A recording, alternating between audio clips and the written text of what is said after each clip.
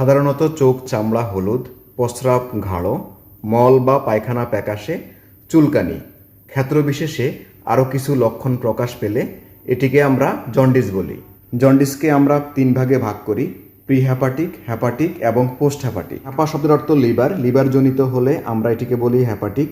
লিভারের আগে কোনো সমস্যার কারণে যদি জন্ডিস হয় তখন এটিকে বলি আমরা প্রি হ্যাপাটিক, এবং লিভারের পরের কোনো সমস্যা দেখা দিলে সেই কারণে জন্ডিস হলে আমরা সেটিকে বলি পোস্ট হ্যাপাটিক। প্রি হ্যাপাটিক জন্ডিসকে হেমোলাইটিক জন্ডিস বলা হয়, হ্যাপাটিক জন্ডিসকে হ্যাপাটোসেলুলার জন্ডিস বলা হয় এবং পোস্ট হ্যাপাটিক জন্ডিসকে অবস্ট্রাকটিভ জন্ডিস বলা হয়। এই আগে পরের বিষয় বুঝতে গেলে শরীরের কিছু স্বাভাবিক কার্যকলাপ বুঝতে হবে। সেই ক্ষেত্রে এই যে লিভার বাদ দিয়ে রক্ত নিয়ে চিন্তা করুন।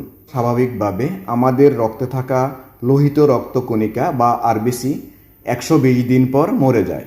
এই লোহিত রক্তকণিকা বা আরবিসির 2টি অংশ থাকে, একটি হলো হিম, অন্যটি গ্লোবিউলিন। এখন কথা হলো, এই যে আমাদের চোখ চামড়া ইত্যাদি হলুদ হয়ে যায়, এর কারণে এটিকে আমরা জন্ডিস বলি। এই হলুদ রং কোত্থেকে আসে? এই হলুদ রং আসলে আমাদের রক্ত থেকে আসে। স্বাভাবিকভাবে যখন আমাদের রক্তে থাকা আরবিসি বা রেড ব্লাড সেল 120 দিন পর মরে যায়, এটি 2টি অংশে বিভক্ত হয়ে যায়। একটির নাম হলো হিম, অন্যটি হলো গ্লোবিউলিন। এখানে গ্লোবিউলিনের কথা বাদ দেন, কারণ এটা এক ধরনের প্রোটিন, এটা শরীরে কাজে লেগে যায়। অন্যদিকে হিম বা লৌহের একটি অংশ বিলিবার্ডিন হয়ে বিলিরুবিনে রূপান্তর হয়। এই বিলিরুবিনটাই হলো হলুদ রঞ্জক পদার্থ। এই তৈরি হওয়া বিলিরুবিন হলো শরীরের জন্য এক ধরনের টক্সিক বা বিষাক্ত পদার্থ। এটি শরীরে থাকলে শরীরে নানা রকম ক্ষতি, এমনকি মৃত্যুও হতে পারে। তাই শরীর এটিকে স্বাভাবিক প্রক্রিয়ায় আমাদের মল এবং মূত্র দিয়ে বের করে দেয়। যদি জন্ডিস সম্পর্কে জানতে হয় তবে এই স্বাভাবিক প্রক্রিয়া সম্পর্কে আগে জানতে হবে। আগেই বলেছি, হিমোগ্লোবিনের হিম থেকে বিলিরুবিন তৈরি হয়। এই বিলিরুবিনের নাম হলো আনকনজুগেটেড বিলিরুবিন। যখন হিম থেকে বিলিরুবিন তৈরি হয় এটি তখন আনকনজুগেটেড বিলিরুবিন থাকে।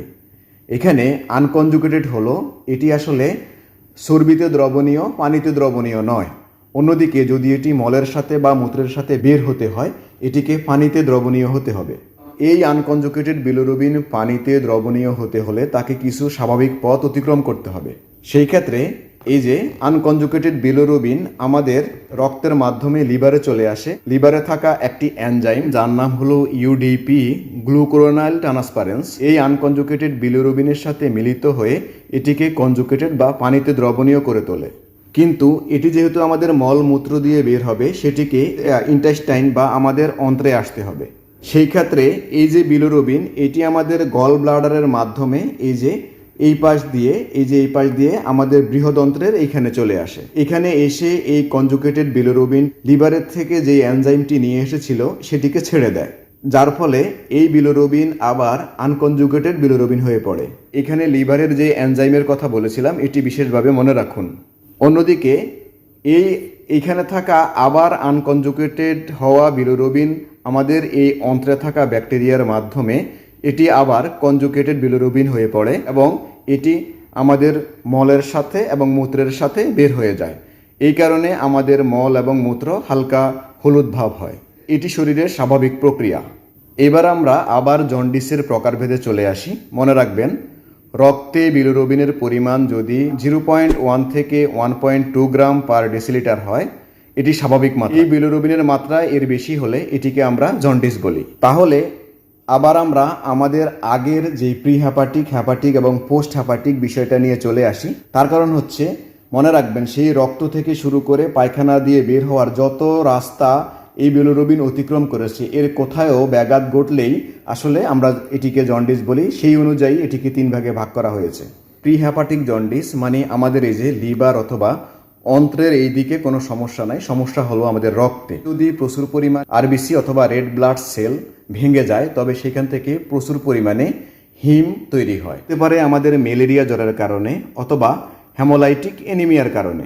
যেহেতু রক্ত প্রচুর পরিমাণে ভাঙতেছে, অন্যদিকে লিভারে থাকা এনজাইমের পরিমাণ সেই অনুপাতে কম, যেহেতু রক্তে বিলিরুবিনের মাত্রা বেড়ে যায়, এই ক্ষেত্রে আনকনজুগেটেড বিলিরুবিন বেশি বাড়ে। এটিকে হেমোলাইটিক জন্ডিস বলা হয় অথবা প্রি হ্যাপাটিক জন্ডিস বলা হয়। এবার আসুন হ্যাপাটিক জন্ডিস নিয়ে। হ্যাপাটিক জন্ডিসকে হ্যাপাটোসেলুলার জন্ডিস বলা হয়।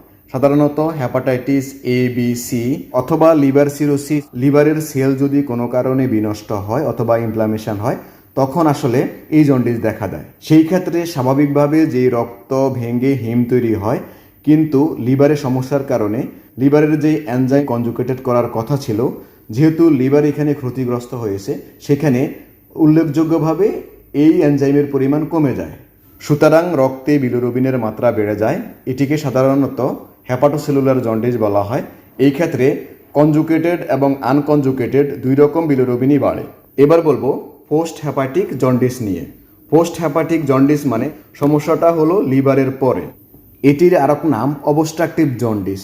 অবস্ট্রাকশন মানে বাধাগ্রস্ত হওয়া। এটি হতে পারে গল ব্লাডার বা পিত্তথলির পাথরের কারণে, অন্যদিকে এই যে প্যানক্রিয়াসের ক্যান্সারের কারণে। এবার চলুন এর মেকানিজম একটু জানার চেষ্টা করি। বাইল বা পিত্ত তৈরি হয় এই লিভার থেকে, অন্যদিকে রক্ত থেকে আসা হিম বিলিবার্ডিন হয়ে বিলিরুবিনে রূপান্তর হয়ে এই বাইলের সাথে গল ব্লাডারে এসে জমা হয়। কোনো কারণে এই গল ব্লাডারে অথবা গল ব্লাডারের মুখে যদি অবস্ট্রাকশন অথবা পাথর হয়, তখন আসলে পিত্তের সাথে ওই বিলিরুবিন এই পথে বের হতে পারে না এবং ইন্টেস্টাইনের দিকে যেতে পারে না।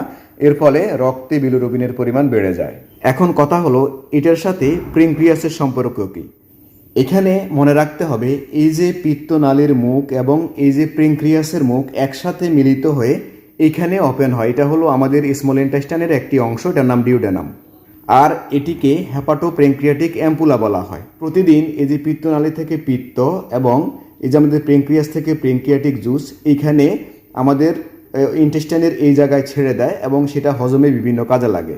প্যানক্রিয়াসে যদি ক্যান্সার হয় অথবা প্যানক্রিয়াসের কোনো সমস্যা হয়, তবে এই রাস্তাটা ব্লক হয়ে যায়, যার ফলে এখান থেকে পিত্ত এদিকে আসতে পারে না এবং পিত্ততে থাকা বিলিরুবিনও আটকা পড়ে, সেটি আবার রক্তে বেড়ে যায়। সুতরাং এটিকে অবস্ট্রাকটিভ জন্ডিস বলা হয়। এই ক্ষেত্রে কনজুগেটেড বিলিরুবিনের পরিমাণ রক্তে বেশি দেখা দেয়।